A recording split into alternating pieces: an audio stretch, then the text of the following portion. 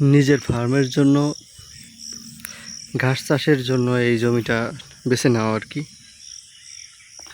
এখন পাট বোনা হয়েছিল, পাট তো খুব ভালো হয় নাই, ভাবছি পুরো জমিটায় ঘাস চাষ করব।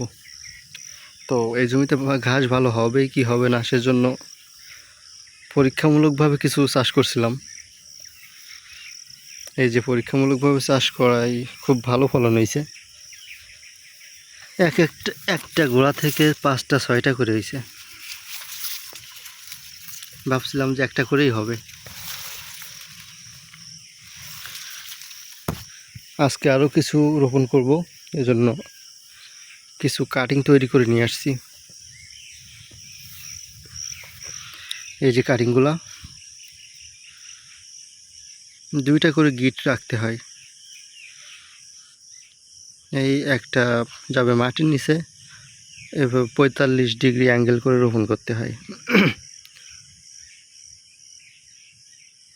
তাহলে খুব সুন্দর হয়। এই যে এটা দেখে বোঝা যাচ্ছে যে এখান থেকে নতুন চারা হবে।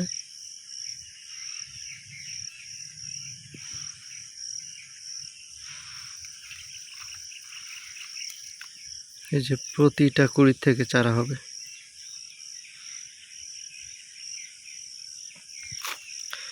আর এই ঘাসগুলো আজকে কেটে নিয়ে যাব।